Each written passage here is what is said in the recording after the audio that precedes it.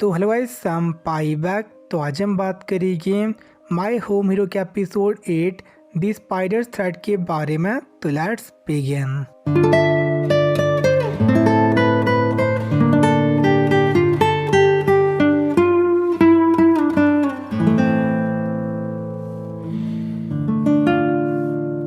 तो last episode में तीसो उस बिल्डिंग में पहुंच जाता जहां पे कोइची रहता था, बट वो कोइची को लिफ्ट से आते हुए देखता और किस तरह छुप के अपने आप को बचा लेता। और इसके बाद तीसो जो जीपीएस वाला एनवलप था उसे ड्राइव कर लेता और उसे पता चल चुका था कि कोइची किस अपार्टमेंट में रहता था और वहीं पर रिका भी कोई से मिलने के लिए जाने वाली थी।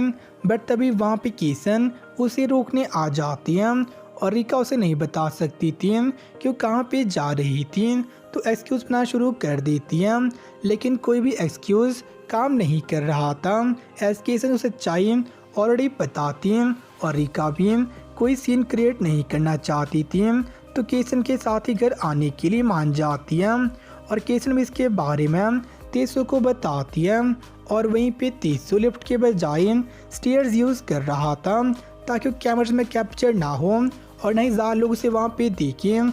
और वो फाइनली कोची अपार्टमेंट के बाहर पहुँच जाता है और अब तेसो कोची के डोर के लॉक को पिक करने का ट्राई कर रहा था एक टूल की मदद से। तो कोची ने पूरी रिसर्च और प्लानिंग कर दी थी, लेकिन बहुत ज़्यादा ट्राई करने के बाद भी वो डोर नहीं खुलता। और तभी वहाँ से एक आदमी भी गुजर रहा था। तो तेसो अपने प्लान को चेंज कर लेता और अब वो प्लान कर रहा था टेरेस के ज़रिए उसके रूम में जाने की। बट इस चीज़ के लिए उसके पास में सही टूल्स नहीं थे और ना ही इनफ टाइम था। तब तेसो के पास में कोई भी प्लान नहीं था, लेकिन तभी उसे फादर की बात याद आती है कि वो जस्टिस था उसके पास ही रहेगा। और साथ ही में तीसो अपनी फैमिली को बचाना चाहता, तो हार मानने के लिए बिल्कुल भी तैयार नहीं था। और इसके बाद तीसो एक टैक्सी की मदद से कहीं पे जाता, जिसके बाद वो रिया के अपार्टमेंट जाके अपने आप को फिर से हैंडकफ कर देता। और कुछ टाइम के बाद कोइची भी वहाँ पे वापस आ जाता और वो बहुत ज़्यादा गुस्सा था एज रिका ने मीटिंग को कैंसिल कर दिया था और उसे तेसो पे ज़रा भी शक नहीं था एज उसका जीपीएस ऑन था और साथ में उसने तेसो कॉल की थी कंफर्म करने के लिए।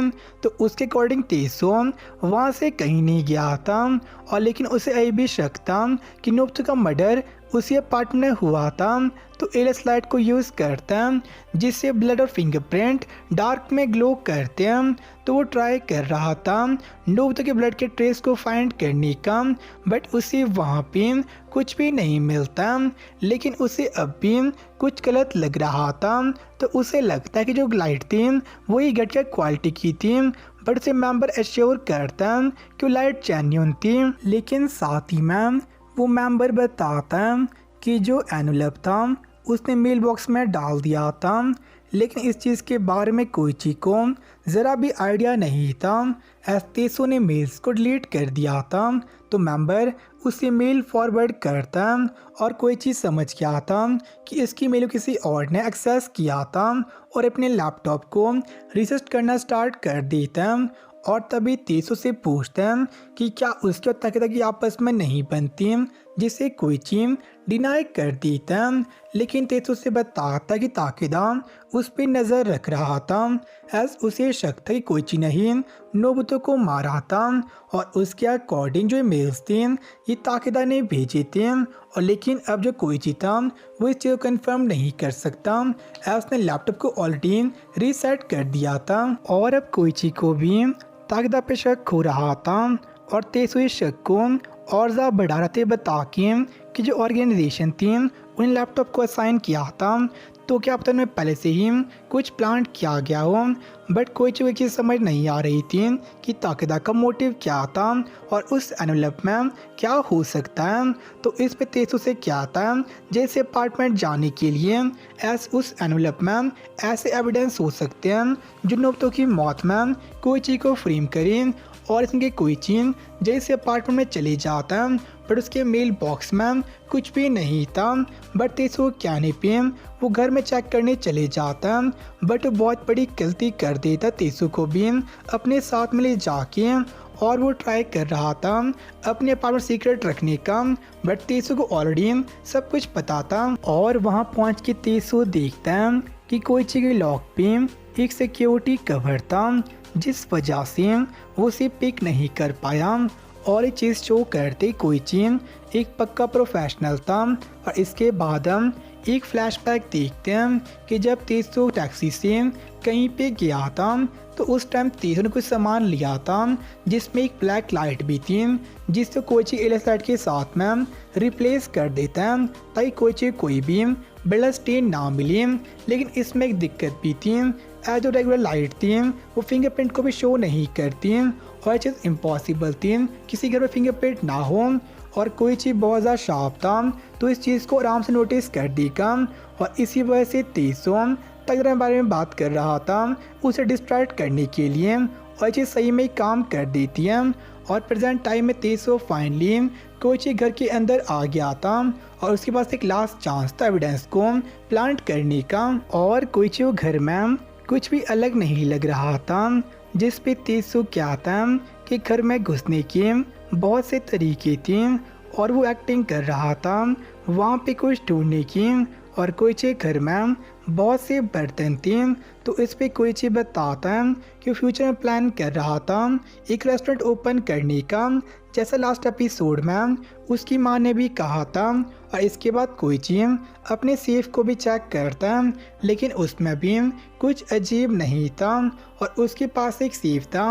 एज अगर फ्यूचर में पुलिस उनके ऑर्गेनाइजेशन को एक क्राइम ग्रुप के रूप में डेजिग्नेट करती है, तो उन सब के बैंक अकाउंट को फ्रीज कर दिया जाएगा। तो उसके पास एक सेफ था इमरजेंसी कंडीशन के लिए।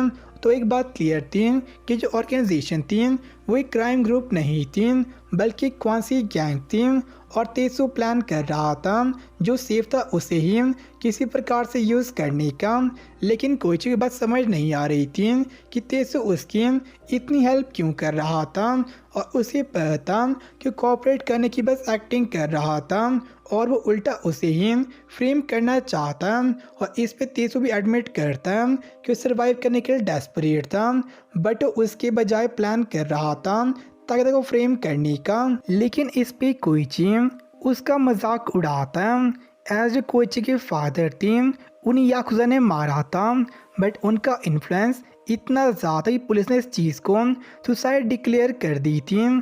और तब कोई चीज़ समझ गया था कि जो वीक लोग थे उन्हें जस्टिस नहीं मिल सकता, और इसी वजह से उसने पावर एक्वायर की ताकि कोई जस्टिस को सर्व कर सके। और तेसु भी सोच रहा था कि उन्होंने साथ में बहुत कुछ फेस किया था, और वो दोनों क्लोज आ गई थी, बट वो साथ में काम नहीं कर सकती, और बस एक दूसरे को ही फ्रेम कर रही थी।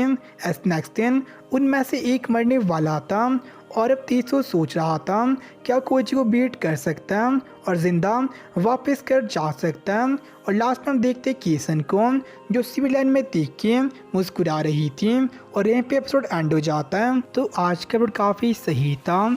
एज हम देखते कोइची के फादर थे उन्हें सुसाइड नहीं की थी, बल्कि याकुजा ने उनका मर्डर कर दिया था, और इसी वजह से कोइची भी क्राइम वर्ल्ड में आ गया था।